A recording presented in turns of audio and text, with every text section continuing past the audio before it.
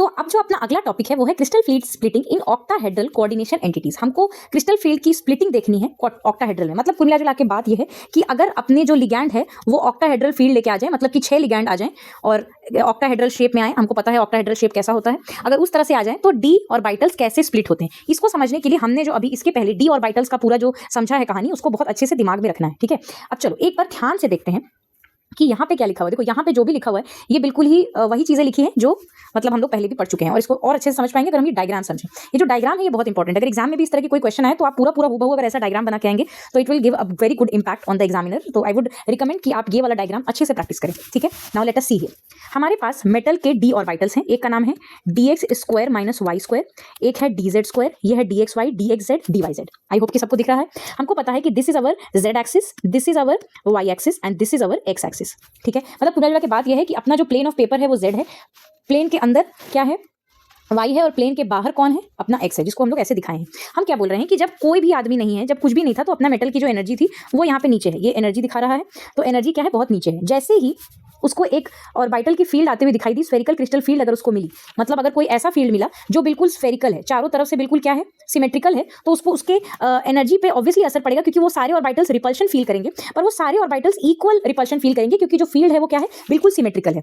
लेकिन वहीं अगर हमारा जो फील्ड है वो क्या हो, ऑक्टाहेड्रल हो, तो अगर हम ध्यान से देखें तो ये कौन सी एक्सिस है, ये है अपनी एक्स एक्सिस, ये है अपनी x axis, this is our Z, this is our minus Z obviously, और ये है y और ये है y। अब अगर आप ध्यान से देखें तो y एक्सिस के अलोंग भी 2 लिगैंड्स हैं, x एक्सिस के अलोंग भी 2 लिगैंड्स हैं, मतलब उसके ऊपर, और z के ऊपर भी 2 लिगैंड्स हैं। अब यहाँ पे अगर हम ध्यान से देखें, अगर अपना स्ट्रक्चर याद करें तो dx square minus Y square और dz स्क्वायर वाले लोग कैसे थे, इनका लोब कुछ ऐसा था, मतलब कि वो पूरा किसके ऊपर चढ़ा हुआ था, z एक्सिस के ऊपर चढ़ा हुआ था, and same with dx square minus Y square, ऐसा कुछ। मतलब कि अपने जो dx स्क्वायर वाई स्क्वायर है और जो dz स्क्वायर है, इनको भयंकर रिपल्शन फील होने वाला है इस लिगैंड के आने की वजह से, क्योंकि ये जो लिगैंड है ये भी अलोंग द एक्सिस आ रहा है, और हमारा जो ऑर्बिटल का जो लोब है वो भी एक्सिस के ऊपर ही चढ़ा हुआ है। तो यहाँ पे हम देख पा रहे हैं कि ज्यादा रिपल्शन फील हो रहा होगा। लेकिन अगर वहीं हम बात करें अपने dxz yz इन लोगों के बारे में अगर हम बात करें तो ये एक्सिस के अलोंग नहीं है, ये एक्सिस से दूर है। और आप देख सकते हैं कि अगर हम मान लो yz प्लेन के बारे में बात करें तो ये वाला अपना जो लोब है वो यहाँ पे होगा, लेकिन यहाँ पे तो कोई लिगैंड है ही नहीं, है ना।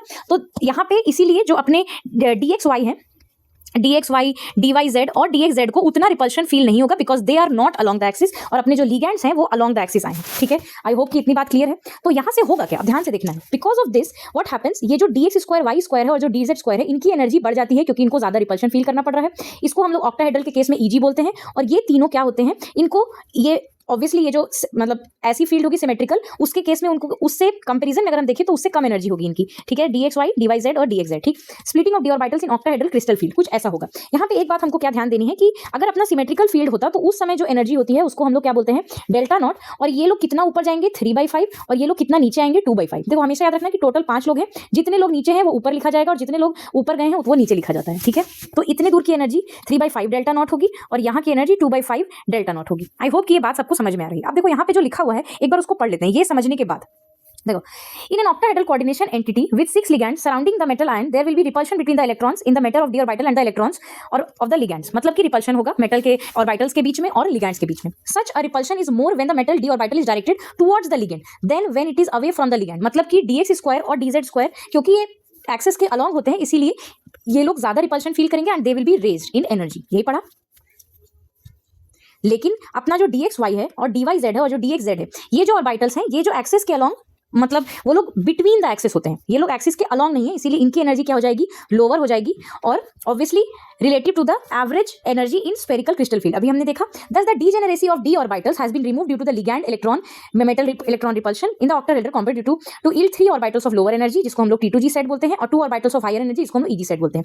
This splitting of degenerates levels due to the presence of ligands in a definite geometry is termed as crystal field splitting, और जो स्प्लिटिंग हुई है this is called as crystal field splitting, and the energy of separation is denoted by delta nought. ठीक, thus the energy of the 2 EG orbitals will increase by 3/5 delta naught and the 3 T2G will decrease by 2/5 delta not. ये सारी बातें हमने discuss कर ली। ठीक, अब यहाँ पे एक बहुत ही ज्यादा इंपॉर्टेंट कॉन्सेप्ट आ रहा है जिसको हम डिस्कस करने वाले हैं, strong and weak field ligand. बहुत important, strong and weak field ligand.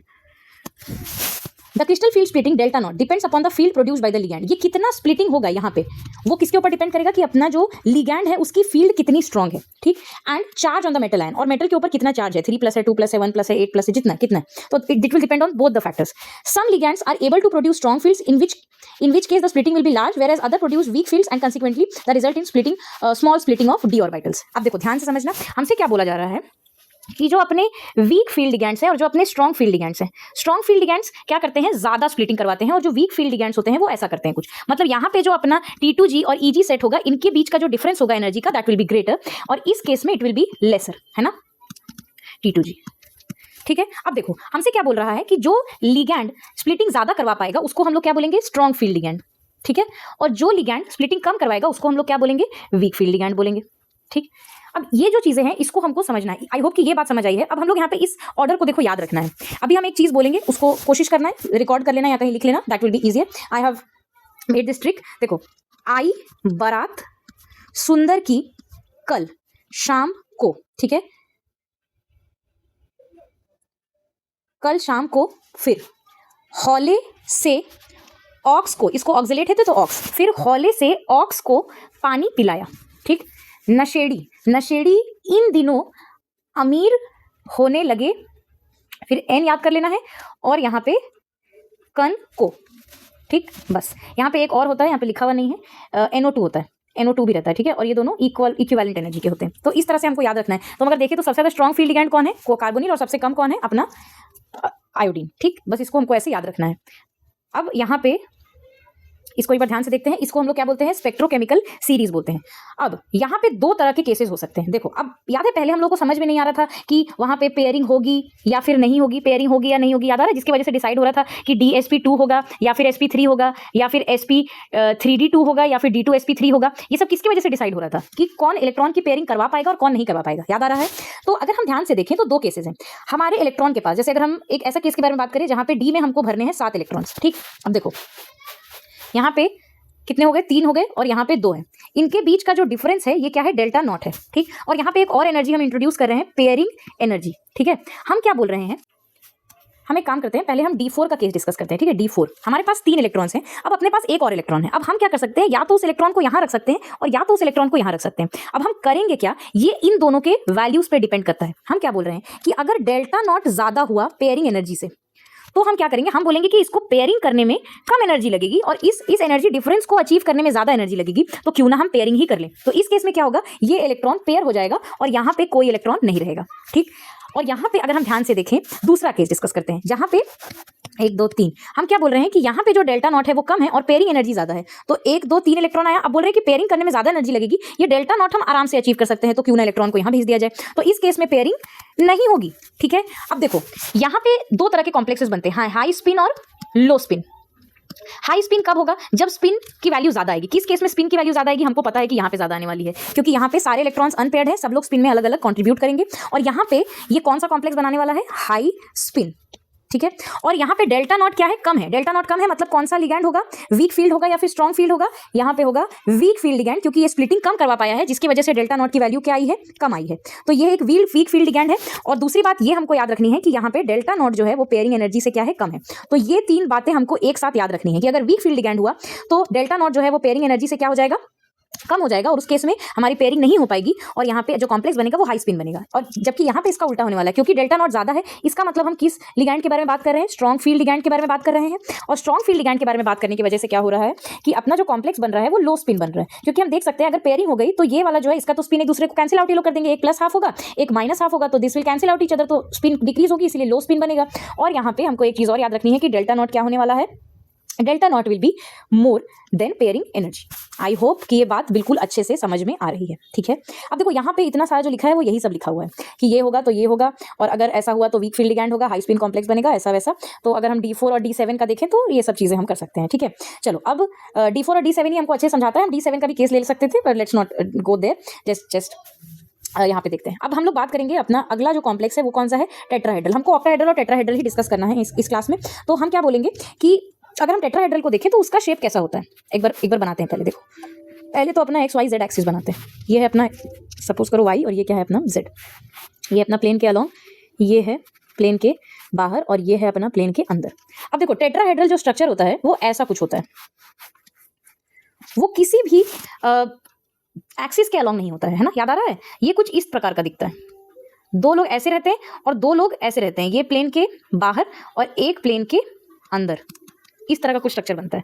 I hope कि हम विजुअलाइज करवा पा रहे हैं। अब देखो यहाँ पे क्या हो रहा है, अगर हम बोले कि ये तो अपना एक्स एक्सिस, ये अपना वाई एक्सिस और यहाँ पे जेड एक्सिस। अब देखो होगा क्या, ये जो ऑर्बिटल्स हैं ये किसके अलोंग लाई कर रहे हैं इस बार, ये x y z d y x और ये एक्स वाई के अलोंग। इन तीनों का हमको पता है कि ये तीनों में से कोई भी एक्सिस के अलोंग लाई नहीं करता है, एक्सिस के बीच बीच में लाई करता है। और अगर हम इनको देखें तो ये एक्सिस के बीच बीच में ही हमको दिखाई दे रहे हैं, है ना। इसका मतलब इस बार रिपल्शन कौन ज्यादा फील करने वाला है टेट्राहेड्रल वाले चीज में, ये तीनों। और जबकि अपने dx square minus Y square और dz स्क्वायर को इस बार क्या मिलेगा, कम रिपल्शन मिलेगा। देखो ध्यान से देखो, अगर डी ऑर्बिटल्स हैं तीनों इधर, अगर स्फेरिकल फील्ड आया तो कुछ ऐसा डायग्राम बनेगा, और अगर अपना टेट्राहेड्रल फील्ड आया तो ये दोनों क्या हो जाएंगे, नीचे चले जाएंगे, और ये तीनों क्या हो जाएंगे, ऊपर हो जाएंगे। यहाँ पे जो वैल्यू होगी वो टी होगी, और यहाँ पे एक चीज याद रखनी कि यहाँ पे T2G नहीं होता है, यहाँ पे E G नहीं होता, E रहता है, ठीक। अब ये जो लोग हैं ये 2/5 डेल्टा टी से ऊपर जा रहे हैं और ये 3/5 डेल्टा टी से नीचे जा रहे हैं, ठीक। बस ये याद रखना है और कुछ भी इसमें याद रखने की जरूरत। अब हमारा सेकंड लास्ट टॉपिक है इस चैप्टर का, जिसका नाम है कलर इन कोऑर्डिनेशन कंपाउंड्स। हम जानते हैं कि हमारे जो कोऑर्डिनेशन कंपाउंड्स है इनकी जो प्रॉपर्टीज है ये ज्यादातर हम देखते हैं कि एक वाइड रेंज ऑफ कलर दिखाते हैं, ये इनकी मोस्ट डिस्टिंक्टिव प्रॉपर्टी है, ठीक। इसका मतलब क्या हुआ कि इनका जो ट्रांजिशन वाला चीज होता है, जो भी ये लोग ट्रांजिशन करते हैं, इलेक्ट्रॉनिक ट्रांजिशन या जो भी, तो वो ज्यादातर विजिबल रीजन में फॉल करता है, इसीलिए हमको कलर्स दिखाई देते हैं, ठीक है। अब ये बोल रहे हैं कि अपने पास जो कलर एब्जॉर्ब करता है अपना सैंपल वो हमको दिखाई नहीं देता है, जो व्हाइट लाइट में से जो बच जाता है वो क्या हमको दिखाई देता है, वो हमको as a reflection it will come to eyes, है ना। अब देखो हम क्या बोल रहे हैं कि जो कलर एब्जॉर्ब होगा और जो कलर रिफ्लेक्ट होकर हमको दिखाई देने वाला है, ये दोनों कलर कैसे होते हैं, कॉम्प्लीमेंट्री टू ईच अदर, ठीक है, they are complementary to each other. अब देखिए यहाँ पे हम कैसे निकालेंगे कि किसका कॉम्प्लीमेंट्री क्या होता है, there is a trick to do that. ये व्हील इस बुक में नहीं बनी हुई है, but it is a trick that you can use. देखो वी बी ग्योर, ये हम यहाँ पे बना लेते हैं, मतलब कि रेड का कॉम्प्लीमेंट्री कौन है, ग्रीन, ऑरेंज का कौन है, ब्लू, और वॉयलेट का कौन है, येलो। ये हमको याद रखना है। तो जो वॉयलेट को एब्जॉर्ब करेगा वो येलो दिखाई देगा, जो येलो को एब्जॉर्ब करेगा वो वॉयलेट दिखाई देगा। सिमिलरली जो ग्रीन को एब्जॉर्ब करेगा वो रेड दिखाई देगा, जो रेड को करेगा वो ग्रीन, जो ऑरेंज को करेगा वो ब्लू, जो ब्लू को करेगा वो ऑरेंज। सिंपल। अब देखिए हम क्या बोल रहे हैं, the complementary colour is the colour generated from the wavelength left over, if the green colour is absorbed by the complex it appears red. अभी हमने यही देखा है। चलिए अब यहाँ पे एक चीज जो यहाँ पे इंपॉर्टेंट है उसको देख लेते हैं। The colour in the coordination compound can be readily explained in terms of crystal field theory. अब जो अपनी क्रिस्टल फील्ड थ्योरी हमने बोला कि वीबीटी भैया कलर को एक्सप्लेन नहीं कर पा रही है, तो हम बोलेंगे नहीं सीएफटी तो एक्सप्लेन कर देती है। कैसे एक्सप्लेन करती है ये देखते हैं। हमसे ये बोला जा रहा है कि सपोज करो हमने ये एक कॉम्प्लेक्स लिया है, हमको दिख रहा है कि यहाँ पे कोऑर्डिनेशन नंबर 6 है, तो ये कैसा कॉम्प्लेक्स होगा, ऑक्टाहेड्रल होगा। तो हमको पता है कि यहाँ पे ईजी होगा और यहाँ पे अपना T2G होगा, ठीक है, यहाँ पे ईजी होगा। अब क्या बोल रहे हैं कि अगर हम Ti 3+ के बारे में बात करें, यहाँ पे Ti जो है वो 3+ ऑक्सीडेशन स्टेट में है और ये 3D1 सिस्टम है। बोल रहे हैं कि अगर अपना ये जो इलेक्ट्रॉन है, this is an octahedral complex where the single electron, ये एक सिंगल इलेक्ट्रॉन है in the metal d is in T2G level, ठीक, ये ग्राउंड स्टेट है इसका। अब the next higher state available for the electron is the empty Eg level. अब ये अगर कूदेगा, इसको कहीं से एनर्जी, इसके ऊपर अगर लाइट पड़ेगी तो ये कहाँ कूद के जाएगा, Eg पे जाएगा।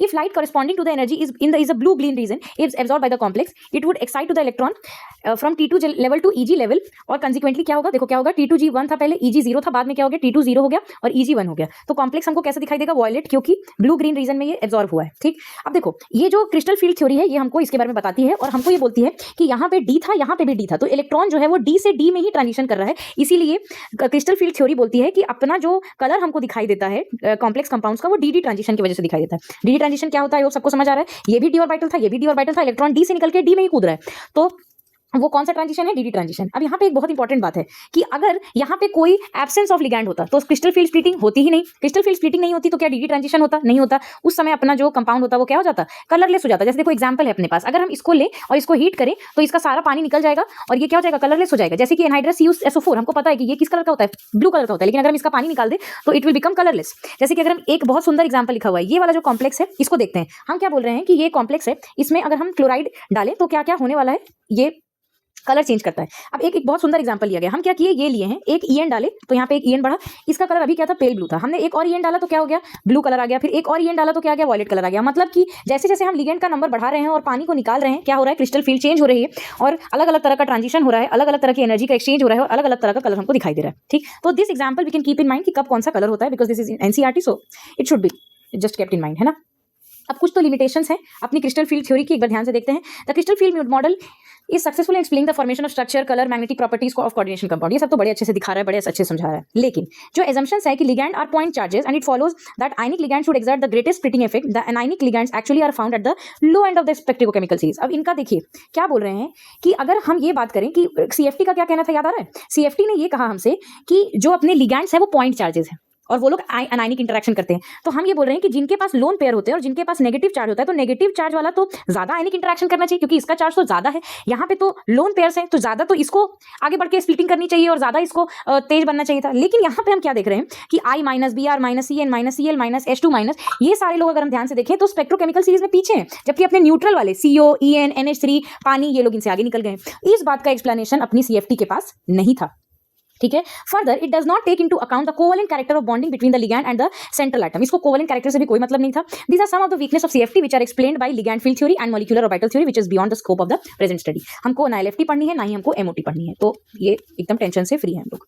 अब हम लोग बात करते हैं अपना topic bonding in metal carbonyls. ये थोड़ा सा इंपॉर्टेंट है, इसको ध्यान से देखना है। पहले तो मेटल कार्बोनिल क्या होगा, मेटल होगा और कार्बोनिल होगा। कार्बोनिल मतलब C और O। देखो एक होमोलेप्टिक मतलब जिसमें सिर्फ एक तरह के लिगैंड्स हो, तो उनको हम लोग होमोलेप्टिक कार्बोनिल्स, मतलब ऐसे कार्बोनिल जिसमें सिर्फ कार्बोनिल ही हो और कोई होना नहीं चाहिए। Are form by most of the transition metal. बोल रहे हैं कि ये लोग बड़ा कंपाउंड बनाते हैं। और अगर हम अपने स्पेक्ट्रोकेमिकल सीरीज को देखें तो हमको ये दिखाई दे रहा है कि CO जो है वो सबसे ज्यादा आगे है, दिख रहा है। CO is having the greatest crystal field splitting energy spectrochemical series के अकॉर्डिंग। तो बोल रहे हैं कि ये तो कितना भी खराब मेटल हो उसकी स्प्लिटिंग करवा ही देगा और उसके साथ बॉन्डिंग कर ही लेता है। These carbonyls have simple well defined structures. इनका जो स्ट्रक्चर होता है बड़ा सुंदर, बहुत अच्छा सा होता है। Tetra carbonyl nickel is tetrahedral. अभी हम लोग देखे भी थे, याद है? NiCO whole 4। इसका कैसा स्ट्रक्चर होता था? टेट्राहेड्रल होता था।